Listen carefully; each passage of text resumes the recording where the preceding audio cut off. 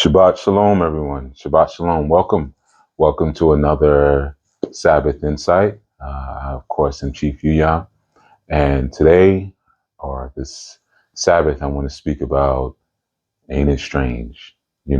Learning to embrace uh, the secrets and mysteries of life. As sacred seekers, there are times when even the most sacred truths, are the ones that don't always make sense right away, because they don't particularly need to follow any sort of human logic. And as a result, they tend to challenge us a little bit more. They tend to stir something inside of us that is ancient but maybe not as active in our lives. So a lot of times when that happens, we just say, ain't it strange? But in the divine realm, what seems strange to us here on the earth is often perfectly aligned with the originator and the creator and the Most High's higher order. So sort of getting to a place where we understand higher order thinking and higher order mathematics, higher order patterns, most of all. And they, just because they're unusual, it doesn't mean that they're not on time. When you look at many ancient scriptures, if they're filled with what appears to be divine contradictions. In one, you might read about a bush that burns, but it's not consumed. In another one, you might read about a man who walks on water. Another one, a virgin giving birth. If you don't understand the meaning of the word virgin, you might read about bones coming back to life, or a Messiah who rises from a grave. And when you're looking at it with your carnal eye and your carnal mind, it's all strange. It's just like this strange fantasy. But when you're functioning within the spiritual ecosystem and matrix, you realize, no, it's initiation. It's an invitation to see beyond the veil, and the Most High often hides the sacred inside of the strange. If you look at Isaiah 55:8, when he says, like, my thoughts are not your thoughts, neither are your ways my ways, right? So what may be strange to you and I, or to the human thinking, the human brain, is often a code for revelation. But if you're not able to see the code or read the code, then you'll just call it strange or chop it up. Oh, that's crazy. That's that. So it's critical for us to be able to sort of humble ourselves, because revelation, it begins with our ability to humble and to see that maybe there's a little bit more going on out here. It's strange sometimes for people how the pattern of numbers will show up in their lives. You know, um, the sacred and the profane, as if the universe, it's speaking in some sort of code, and it is, of course, we know that. But we can explore a few, in the last session, I spoke about the 12 gates and 12 stones, if you look at the number 12, you see a code there. You have the 12 gates of the crystal city I spoke about. You have the 12 tribes of Yisrael, 12 hours in a day, 12 constellations, 12 disciples. Um, Ultimately, you start to see that, 12 represents structure. 12 represents governance. And probably more importantly than all of them, 12 represents cosmic order. Even in U.S. currency, you have the 12 Federal Reserve districts of the government, or the government or the 12 Federal Reserve districts, they govern the banking system. It's not necessarily a governmental thing. That's another story. Because, even in finances, the beast copies divine structure. The beast is always copying divine structure. When you look at Revelation 7:4 and you read about the 144,000, and many will take that, like Jehovah's Witness will tell you, that's a straight up head count, if you will. But it's a frequency seal. Of course, 12 tribes times 12,000. Again, with the 12 by 12, you have divine governance, but it's just amplified now. 144 is also the 12th number in the Fibonacci sequence. So that ties it directly into divine proportions, or like I spoke about last time, sacred geometry and DNA design. So when Yahuwah seals up the 144,000, it's not just counting 144,000. Yahuwah is activating a people coded with divine and sacred supreme mathematics inside of them. You see, you could sometimes people see the number 555. It's a popular one, and I shared in our last session, we spoke about Washington, D.C., and I think I shared about the Jed or the Tekanu, or what some people call the Washington Monument, and how it stands at 555 feet, which again is 6,660 inches. So you see the 555, you see the 666. And of course, that's, like I said, it's not a coincidence. 5 represents the number of man, and 5 is also the pentagram. And the 5-pointed star, the 5 fingers, the 5 senses, even the 5 appendages, arm, leg, arm, head.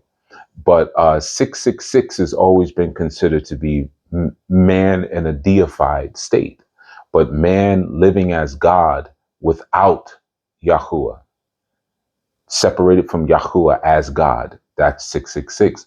That's Babel, or Bavel, as I shared before. So the towering obelisk isn't just a monument, the Washington Monument. It's a numerical declaration of rebellion. When you look at the Washington Monument, there's a return of what I would call strange. If we could say like a return of the strange. If you look around today, even artificial intelligence uses algorithms. They're being trained with algorithms. If you speak to any AI engineer that uses sacred geometry models, that's being trained into the artificial intelligence or the machine learning. You have digital twin cities that are being built right now, and they're created just like the Tower of Babel. They're virtual replicas of the world built without divine sanction. There's a push for transhumanism, and the push for transhumanism is really a misuse of light body science. It's an inverted form of the Merkaba. So there are folks here who want to build another city, but like Babel, it's gonna fall. Only what you build on the divine cosmic code of the Creator is going to last, right? So that's why we have certain structures we can go and look at so many thousands of years later, and they're still standing strong because they were built on the divine sacred code of the Creator. So even times, like I said, you might see repeating numbers, 144, 1212, 333, 555. These are numbers, and people say, "Oh, those are angelic numbers." It's not just a coincidence. When you're seeing numbers like that, that's the Most High showing you that the world is being sorted out. That's what you're actually seeing. The world is being sorted. Bavel is being built again.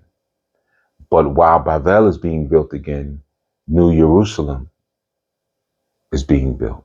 But it's being built inside of those who carry the crystal frequency of righteousness.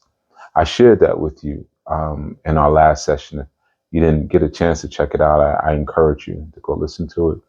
So when you love and enjoy and learn to embrace the strange, you start to decode numbers, and you start to know that thing that seems very random is usually a signature. It's a divine signature at that, and it takes a different eye, and it takes a different sensibility and the cleansing of the temple to sort of pick up things that were once considered strange, that we may now call exoteric or esoteric. You know, um, you can consider, if you think about it, to sort of kind of cleanse your mental palate, some of the things that were once thought foolish. There was a time when the idea of sacred geometry was like considered a joke. It was like foolish. It was gobbledygook. And now sacred geometry is actually used in quantum computing. Sound healing was considered to be like quack science. It was mocked even, but now it's clinically validated. Sound healing, ancestral memory, that was considered mythology at one point. Now it's called epigenetics. Ancestral memory, divine numbers like 3, 7, 12, 144, they're now understood as vibrational constants by science. So what was, I would say, once called mysticism in a time before was actually science, but it was just science wearing sacred clothing. Even when you again look at the Merkaba, which was once like a strange prophetic vision of Ezekiel, even is now considered as an energetic vehicle. A light body technology described in multiple traditions. Even beyond the book of Ezekiel. Um, so I'd say it's strange. Yeah, ain't it strange that Yah keeps encoding all of this in the same scriptures and life experiences, and we're trained to ignore what's right in front of our face, because other people are ignoring it, or they don't have the vibration and the frequency to pick up on it. It's invisible to them. Mystery exists to keep the uninitiated out, and to draw the disciplined seeker deeper. It requires that discipline. Yah doesn't withhold truth to punish anyone. That's not how it works. I've always shared that. If you seek, you will find. The Most High conceals it so that we'll value it when we find it. You see, if you look at Proverbs 25:2, it is the glory of Elohim to conceal a matter, but the honor of kings is to search it out.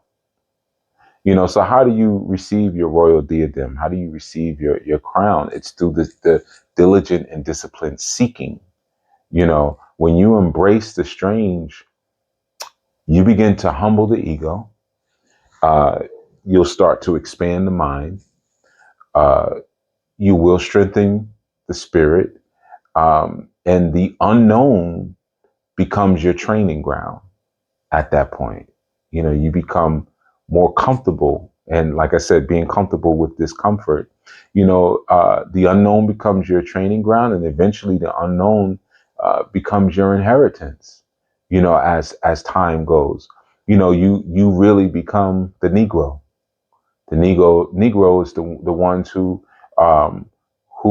were always considered to be able to speak to the dead, to walk with the dead, the Necro, the dead. It's multiple sciences to that term, Negro. But if you take a look around, like I shared in our last segment, you have crystals that hold memory. Your DNA responds to light, and your DNA responds to sound. That's scientific. That's just a fact. Your pineal gland, or your pineal, as some say, it literally has photoreceptors in it. So it's literally an eye. It's an inner eye. It has photoreceptors though. So the atmosphere vibrates even with unseen forces that can affect your thoughts and can affect your moods. So if you think about it, we're already living inside of the metaphysical. We've just been trained to call all of it science, instead of the sacred mysteries. I would say even the symbolism, like I shared before about Superman, the Superman myth, it mirrors, and it, the way he uh, draws his strength from the sun, it sort of mirrors that same kind of idea. Uh, Kal, or Superman, receives his wisdom in a crystal temple. He hides in solitude until the world is ready for the truth, right? Because he's a savior figure. He's a truth. So when they're ready for him, he appears, and then he goes back into hiding. That's not just fiction, that's mimetic programming. So it's based on you. It's based on your journey. It's based on the movement of your soul, on the divine being that you are becoming, the I am that you are willing yourself into being. Ain't it strange, right? That the very things that we call fantasy are echoes of ancient truth. A lot of times individuals, like I said, they don't know the line where mythology and science, cross, or why science becomes such a strong imposition. And I knew we have to embrace the unknown, and the secret, and what may be considered mystery. We don't fear the strange in this community, in this nation. We welcome it. We welcome the strange, because when you're tapped in and you're plugged in, that the Most High Yahuwah doesn't deal in comfort. Yahuwah deals in codes. Yahuwah deals in a calling, and Yahuwah deals in challenges, not comfort. So every study you do, every ritual you do, every sacred name, every fast, it's a door into a deeper reality. So when people say, like, "Oh man, y'all doing too much. That's weird. Y'all weird." Like for me, I smile. Like all you could do is just smile, because I would expect that's the same exact reaction that people gave to Noah. That's the same exact reaction that people gave to Musa, or Moses, or Moshe. Same reaction that people gave to Yahushua. You know, we are the people of the mystery. So we are the people who live by a divine frequency. And we're building a nation that people won't understand until it's too glorious to deny. You know, oftentimes, if a person is a non-builder and they're not building in divine frequency, they don't know what you're doing or why you do it. They'll ascribe all kind of reasons. They'll call it a hobby or whatever, but they don't really know what you're doing. Because they're not plugged into the sacred alignment.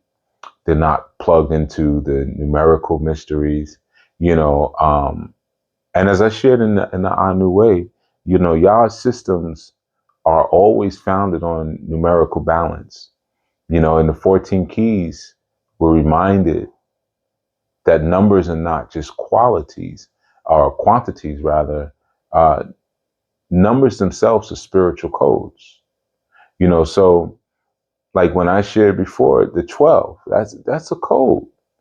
12 gates, 12 tribes, 12 stones, 12 foundations, you know,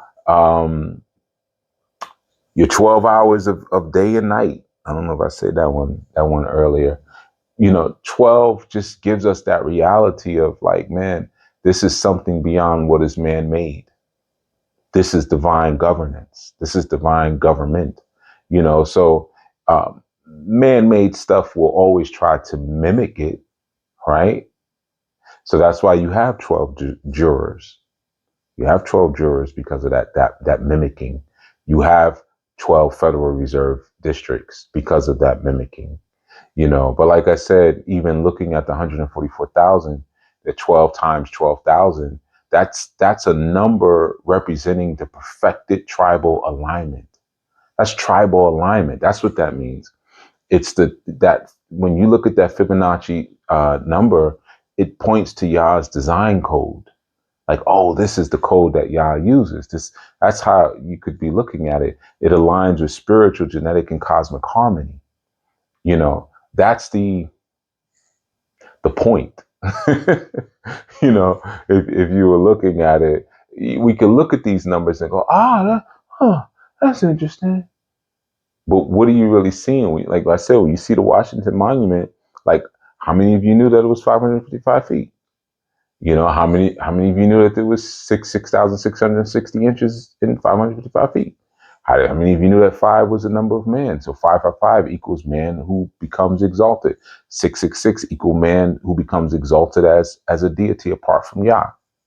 Right? And once you see these things, or once you know these things and they're revealed to you by the Creator, now you see how deliberate the synthetic geometry is here on the planet. It's a mirror of rebellion against the heavens. You see? And we share that false order always imitates true design, but it lacks righteousness. That's the key. So divine numbers carry a signature. That's something you always want to hold on to. Remember, when you see those repeating numbers, it's a call to alignment. If you look it up, people say, oh, that's your angel number, and it'll just say something good about you. It's a call to action. Just like when you see the number 14, or we'll go, I'll leave the number 14. I could go off on that one. But, the 14 keys, it just affirms that we build in harmony, and we build in harmony with sacred law and not with vanity. So we're either constructing a spiritual construct of light within us, or again, we're reflecting or replicating confusion outside of us. And that's the key. Even now, if we're looking at the times, and we're in our third biblical month right now, this is the season of revelation that occurred at Sinai. And that was a time when there was fire, there was thunder, there was a divine voice that shook the mountain. That's strange. That's strange. That's terrifying. But it was holy. So, today we look at it as we're crossing into the heart of the year of the 9. The world is once again seeing strange signs in the skies, seeing strange signs in the waters, and there are unexplainable things. There are unexplainable auroras right now appearing far from the poles. And you can look them up, man. They're red and they're purple veils that are dancing in the skies that were once calm. You have fish and whales that are washing ashore, as if the seas are now coughing up their secrets. There have been sudden eclipses. There have been solar storms. There have been cosmic pulses. And these things have been interrupting satellite communications too, around the world, satellite systems. The heavens above and the deeps below, right now they're testifying. That's what's happening. They're testifying. When you look, again, you can read where it says the heavens declare the glory of El, and the skies proclaim the work of his hands, right? That's Psalms 19:1. So even, there shall be signs in the sun and in the moon and in the stars and upon the earth, um, distress of nations with perplexity, um, the sea and the waves roaring. That's Luke 21:25. Ain't it strange? It takes my mind places. Or is it Yah calling the attention of the spiritually deaf? Is this how the Creator gets their attention? Those who understand the rhythm of things and the alignment of things, can rejoice because of what you can see. Like I said, we're in the year of the 9, 2025 equals 9. That's the number of spiritual maturity, being born into spiritual maturity. That's the number of total gestation, the completion of your gestation. That's the number of the readiness to now deliver what's been hidden. We're also in the Gregorian month of 5, right? And that's the number of grace under pressure. If you look at the number 5, it's the number of human refinement, as I shared earlier. It's a number of testing of divine assignment. When you look at that 5, that power of refinement. So as we move forward, even towards our summer solstice, which is a time where light becomes longest and shadows, they're going to fall behind you, and your clarity becomes unavoidable because there's so much light. It's undeniable, and as the ANU way shares with us, nothing is random, all is rhythm. It's all rhythm, and the science and the pedagogy of the 14 keys reminds that, the authentic mystic is not afraid of the unknown. They live inside of the unknown, you know. So this is something I want you all to give some serious thought and consideration to. The strange storms that come, those are the storms that are the baptism of nations. The sky, it becomes torn with color, and that's Shemayim, or the heavens sending down new scrolls. The beasts are washing ashore, and that's a ritual witnessing.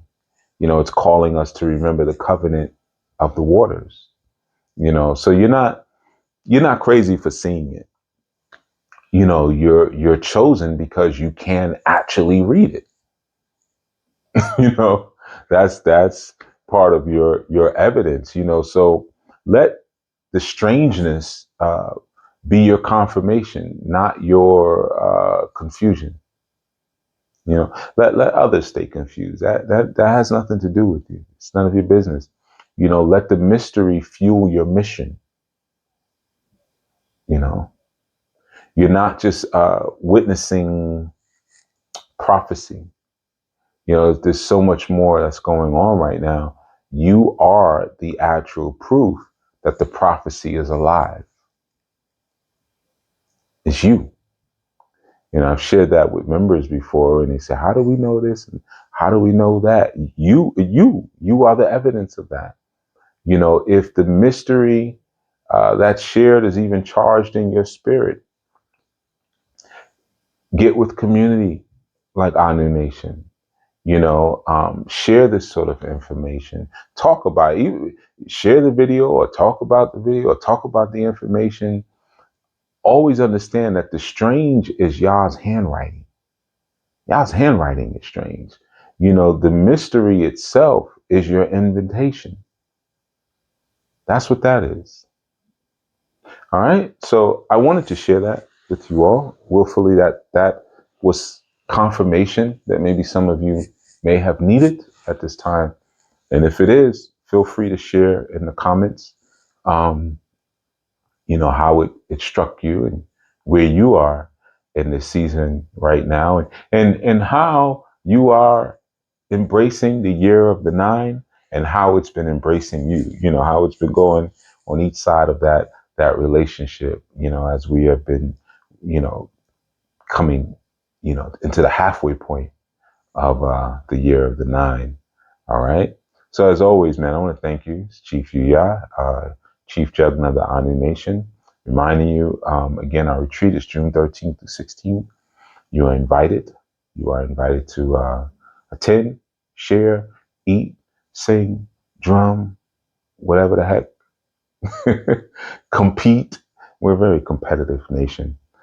So there's always, every game is, I remember one, where we at? New Orleans? They were playing Uno, and oh my goodness, man, they was slamming the cards all on the table, and then when people was getting the car, they jumping up in the air and humping the air. Yeah. So, so we're very competitive people. I'm not though. So, but in any event, thank you so much for spending this time. And I look forward to seeing you on the next one. All right. Stay close. Shabbat Shalom.